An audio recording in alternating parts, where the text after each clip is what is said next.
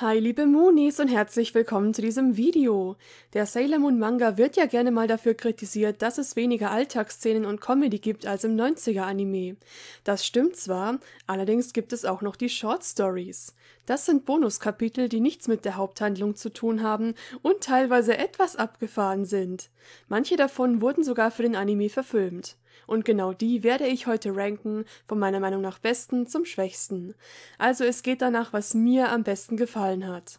Die Short Stories findet ihr übrigens in 2 Extrabänden. In der 90er-Ausgabe und der Eternal Edition des Mangas sind sie in den Hauptbänden mit drin. Aber gut, kommen wir zu Platz 10, also der Geschichte, die mir leider am wenigsten zugesagt hat. Parallel Sailor Moon. Darüber habe ich schon mal ein eigenes Video gemacht. Es kam in einem Artbook raus, nachdem die Serie schon beendet war, nämlich anlässlich des chinesischen Jahres des Hasen. Die Story spielt in einer Parallelwelt, in der Usagi in der Zukunft eine zweite Tochter hat namens Ko-Sagi oder Ko-Usagi. Ich bin nicht ganz sicher, ob man das Ko-Sagi oder Ko-Usagi ausspricht. Egal. Und auch die anderen Inners haben Kinder, die aus irgendwelchen Gründen genau wie sie selbst aussehen und heißen. Ko-Sagi trifft auf eine rosa Katze und erwacht als Sailor-Kriegerin.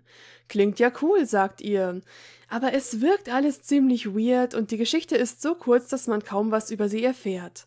Das Schlimmste ist, dass die Kinder der Inners Ko-Sagi total mobben und super fies zu ihr sind. WTF! Immerhin haben die erwachsenen Senshi in dieser Version mal Jobs und Ehemänner, auch wenn man davon leider nichts sieht. Wenigstens mussten sie hier nicht ihre Träume aufgeben wie in der Hauptstory. Allerdings wirken auch sie nicht wirklich glücklich. Alle in dieser Geschichte wirken irgendwie genervt. Es soll vermutlich lustig wirken und nicht so ernst gemeint sein, aber so wirkt es auf mich eher traurig, dass das die Zukunft der Senshi sein soll. Also meiner Meinung nach leider keine besonders gute Umsetzung und eine Menge verschenktes Potenzial. Ich hätte lieber mehr von der richtigen Crystal Tokyo Zukunft gesehen. Platz 9 zum ersten, Platz 9 zum zweiten und verkauft, nämlich an Das Geheimnis um Hammer Price Hall. Wir lernen 2 Freundinnen von Chibiusa kennen, nämlich Naruru und Ruuna. Erstere ist tatsächlich die kleine Schwester von Naru. Angeblich sind das Grundschülerinnen, aber die sehen absolut nicht so aus und am besten weigern wir uns einfach, das zu glauben, denn dann wären diese Witze hier unter aller Sau. Die beiden sind besessen von Gucci und Chanel mit 2 N. Ja, sie gehen in ein Pfandleihhaus, in dem es seltene Sachen gibt, unter anderem Sailor Moon Merch. Der Besitzer wird allerdings von Immobilienhaien gejagt. Man muss dazu wissen, dass er eine Anspielung auf eine reale Person ist. Er hat nämlich in einer Wohltätigkeitsauktion einen Auftritt in diesem Kapitel gewonnen. Das ist ja ganz cool und auch die Anspielungen auf das Sailor Moon Merch sind nice. Aber diese Luxusmarken interessieren mich einfach überhaupt nicht. Und leider wirken die beiden Mädels auf mich eher nervig und anstrengend. Außerdem passt es gar nicht zu Hotaru, dass sie eifersüchtig auf die beiden ist und so abfällig über sie redet. Aber leider wird es nicht das letzte Mal sein, dass sich Leute out of character verhalten. Kramt die Schulbücher raus, denn auf Platz 8 haben wir Ami-chans erste Liebe, ein Kapitel der Prüfungskämpfe-Reihe, in der es darum geht, dass sich die Mädels für die Aufnahmeprüfung der Oberschule vorbereiten. Ihr seid wahrscheinlich überrascht, dass gerade das Kapitel mit meiner Lieblingskriegerin so weit hinten ist. Und versteht mich nicht falsch, es ist cool, dass wir mehr von Ami sehen. Es wurde ja sogar als Special adaptiert und als Vorfilm zum Super-Smoothie im Kino gezeigt. Aber leider gefällt mir die Darstellung von Amis Charakter hier nicht. Gut, aber worum geht es überhaupt? Ami hat bei den Probetests der Nachhilfeschulen einen Rivalen namens Mercurius, der auch immer Top-Punktzahlen schreibt. Sie will unbedingt wissen, wer er ist und lernt wie wahnsinnig, bis sie irgendwann von einem Genius Loki angegriffen wird. Das sind Geister, die an einen bestimmten Ort gebunden sind und kommen oft in diesen Short Stories vor. Jedenfalls tun alle so, als sei Ami verliebt, aber ich finde, es wirkt überhaupt nicht so. Es ist eine Rivalität. Sie findet Mercurius Intelligenz spannend und ist einfach neugierig, wer das ist. Sie will sich gerne mit ihm austauschen oder so, aber nichts anderes.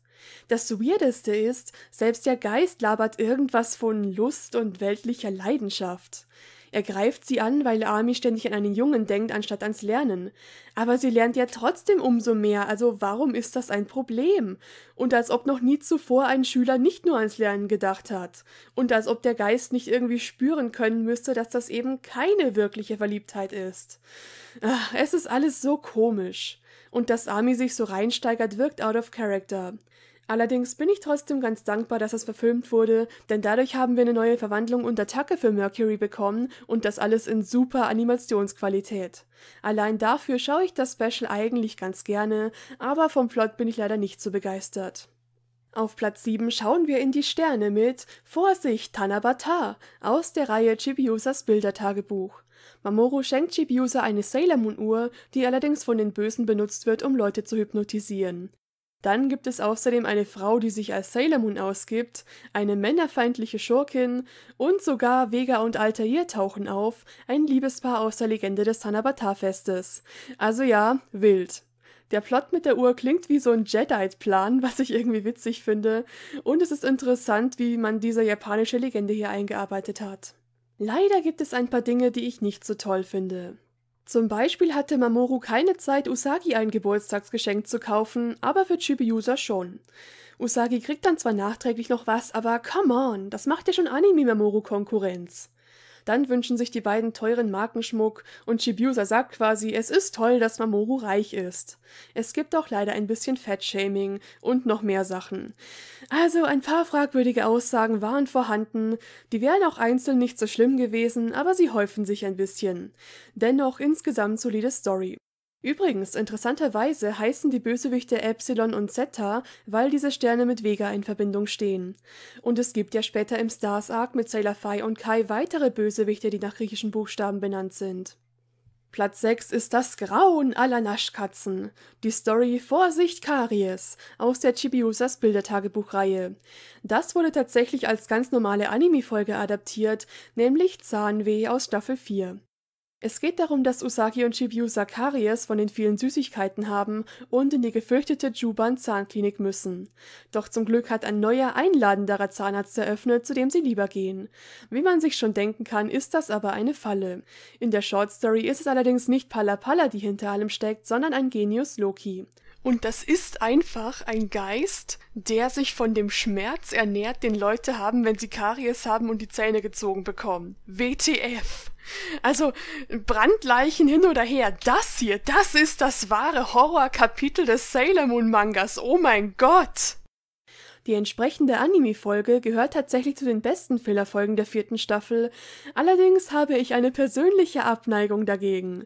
Da ich es hasse, zum Zahnarzt zu gehen, finde ich diese Geschichte super unangenehm zu lesen oder anzuschauen. An sich ist es aber eine solide Story. Nummer 5 geht an Rei und Minakos Mädchenschulenkampf aus der Prüfungskämpfe-Reihe. Da Rei noch ein eigenes Kapitel hat, ist Minako hier quasi die Einzige, die sich eins teilen muss. Gut, allerdings hat sie mit Codename Sailor V ja eine ganze Manga-Reihe, von daher passt es schon. Minako ist eifersüchtig, weil Rei auf eine private Mädchenschule geht und keine Aufnahmeprüfungen schreiben muss. Sie struggelt generell damit, dass Rei so perfekt wirkt. Also gibt sich Minako eines Tages als Schülerin von Reis Schule aus und will sich alles mal ansehen. Dabei stiftet sie Chaos. Und ein Genius Loki ergreift von Rei Besitz und sie will plötzlich alle Schülerinnen küssen. Der Teil könnte ein bisschen an die Folge Der erste Kuss aus Staffel 3 angelehnt sein, aber ich weiß es nicht. Und ich könnte mir gut vorstellen, dass das vor allem drin ist, damit Rei einmal fast Minako küsst. Also ja, Rei und Minako-Schipper werden ihre Freude damit haben.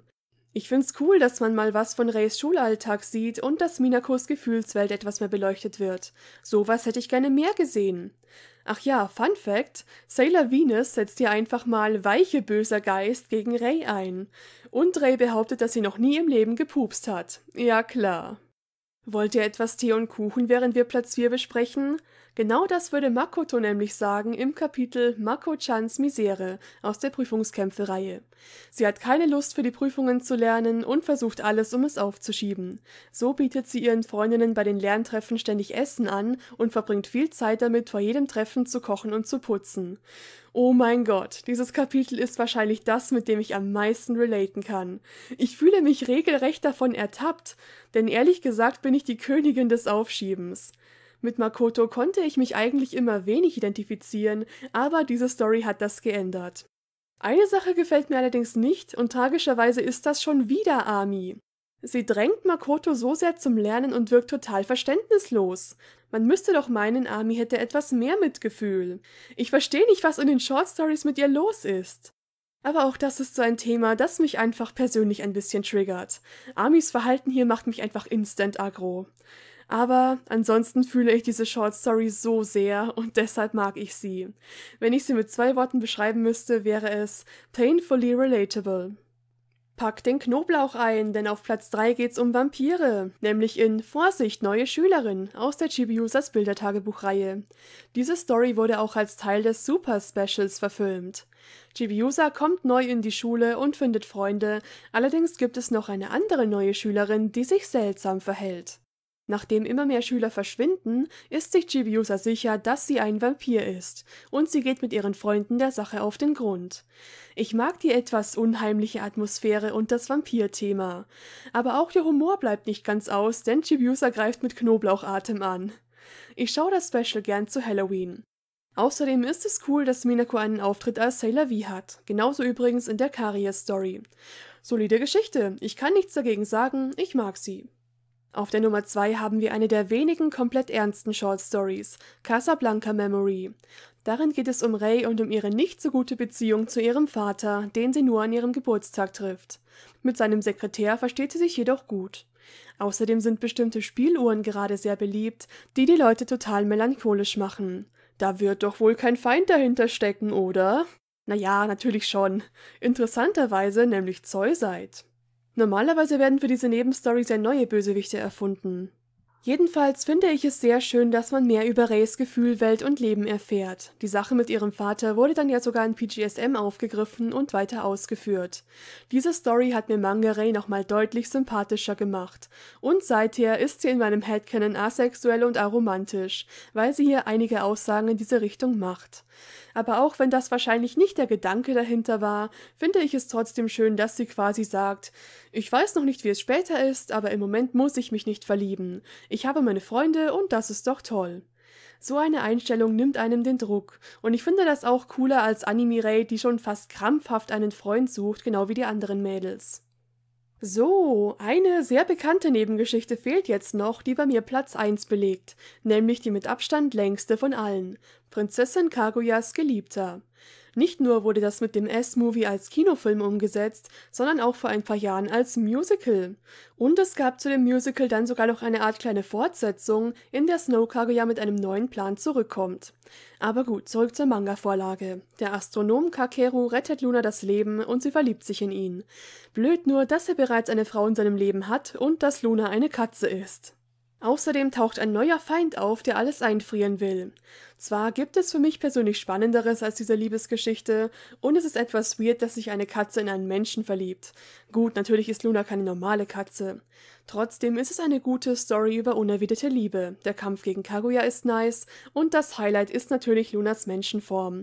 Auch dass es zur Weihnachtszeit spielt, was gerade im Manga immer wieder erwähnt wird, finde ich schön. Deshalb schaue ich das Musical oder den Film auch ganz gerne im Advent. Fazit: Wenn Naoko Takeuchi Humor einbaut, dann volle Kanne. Das kann dann etwas speziell werden, das wissen wir auch schon vom Sailor V Manga. Leider sind dadurch die Figuren öfters out of character und es kommen einige Dinge zustande, die ich nicht so toll finde. Aber das heißt nicht, dass ihr Humor nicht lustig sein kann. Er ist halt etwas gewöhnungsbedürftig. Es gibt interessante Ideen und gerade die Short Stories, die mehr Einblick in die Charaktere geben und etwas ernster sind, haben mir persönlich am besten gefallen. Also, ich finde, die Kurzgeschichten sind trotzdem lesenswert, wenn ihr mal was Abgefahrenes sehen wollt oder einfach mehr von den Charakteren sehen wollt. Man kriegt auf jeden Fall eine bunte Mischung und ich würde sagen, es ist für jeden was dabei. Schreibt mir doch auch eure Meinung zu den Short Stories in die Kommentare. Wenn es euch gefallen hat, würde ich mich auch über einen Like freuen. Danke fürs Zuschauen, ciao und bis zum nächsten Mal, eure Sailor Cat.